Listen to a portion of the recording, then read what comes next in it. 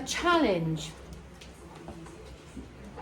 of the fugue is the voices, which is why we learn it in voices. So you have to be able to hear every single voice separately but also together. And you have to decide where is the subject, where, obviously we need to study that definitely away from the piano first. Your voices need to be learned separately and you need to highlight what your voices are, and that's what we did, isn't it, in the beginning? Yeah. So you will end up with five copies of the music. You will highlight one colour first subject when you've identified where it is.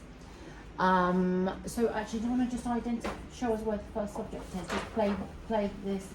So here's the first subject.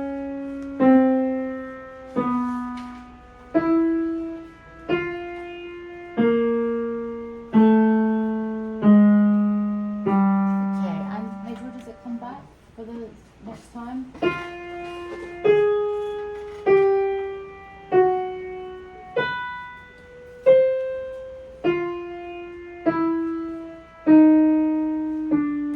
Okay, now you then have these, so you have the second subject, then you have these counter melodies and themes going on underneath it all. Now the subject, so what entries weaving in and out of each other, and often, but not always, need more copies because you might want to do the first subject, the second subject, different colour highlights. You won't want to do this on your music, trust me. And then the counter melodies. And we need to follow where they're being passed from hand to hand, from voice to voice.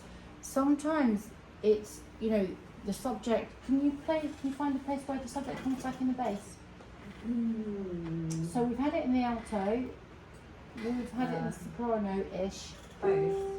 Yeah, just as and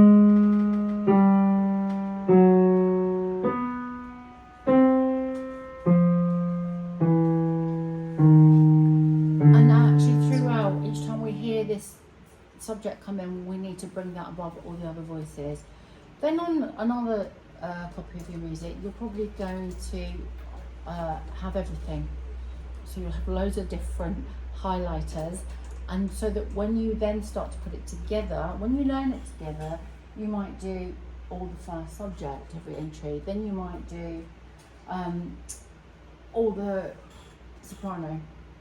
Then you might do all the alto, all the tenor. Then you might do tenor and bass together. And you might do bass and alto, bass. So you need to learn it. You need to know it so well that you can yourself direct all the different voices, because sometimes it's not that the alto's in one hand, the tenor's in another hand, it's swapping constantly. It's very challenging, which is why we don't tend to do these until sort of post grade 8 level. Sometimes you can do some of them are a little bit easier grade 8, but this is kind of post grade 8 one, because you need to have this deeper understanding of the music and how it works, and also the technical facility to do that. Now, because these were written for a harpsichord, it was possible to, the keys were smaller, so it was possible to hold notes on for longer, whereas we may have to, on a modern piano, use a little bit of what we call cheat pedal. But we don't want it to sound over pedal, because then it won't sound in style, it won't sound baroque, it will sound romantic. So then we have to think about what kind of Bach player do you want to be. You actually want to be you, but what's your influence? What do you like? This is where you start to have your own musical voice by this point. You might find, actually, I like the tenor in a certain counter melody, and I want to bring that out above the soprano. So that's where the individuality comes in. So if you listen to different people play Bach, so who